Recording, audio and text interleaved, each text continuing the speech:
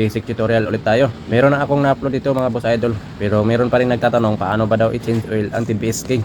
Okay, so start tayo. Dito ang ating engine oil mga boss idol, at dito naman yung gear oil. At unahin lang natin buksan to dito sa gear oil para hindi tayo matuluan dito sa engine oil. Ayan, at patuluin lang natin yung gear oil bago natin buksan yung engine oil.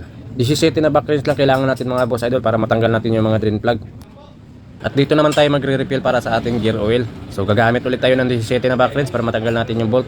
20 W40 po ang nakalagay dito sa manual at 250 ml yung ilalagay natin sa gear oil. At dito naman tayo magre-refill para sa ating engine oil. 20 W40 pa rin at 1750 ml naman yung ilalagay natin dito. At pag nagpalit naman ng filter, tatanggalin lang natin tong tatlong nut dito sa kanyang takip. At every 10,000 kilometers naman yung dapat na magpapalit tayo ng oil filter.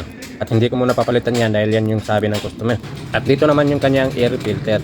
At mayroon lang yung tatlong clip. At dito naman sa likod, kapain lang natin yung clip para matanggal natin. At pwede na natin makuha yung takip. Kunin na rin natin yung air filter para malinisan naman natin. So ayan mga boss idol. So gagamit lang tayo ng hangin para malinisan natin yung air filter. Pag wala ng alikabok, pwede natin ibalik.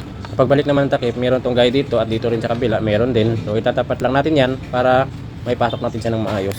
Ayan, at ilak na rin natin yung mga clip dito sa kanyang takip para hindi malaglag yung takip.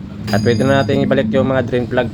At dito naman sa drain plug ng engine, mayroon tong magnet, so hindi tayo marilito dahil yung drain plug ng engine oil at gear oil ay magkaiba. At i-make sure lang natin na nahigpitan natin ng saktong-sakto yung kanyang mga drain plug. Pag sinubraan naman natin sa higpit to, pwedeng mag-loss thread yan. So, saktong-sakto lang mga boss idol.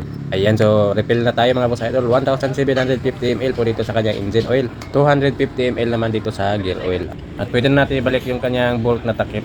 Kita na rin natin. At ibalik na rin natin yung dipstick dito na takip dito sa kanyang engine oil.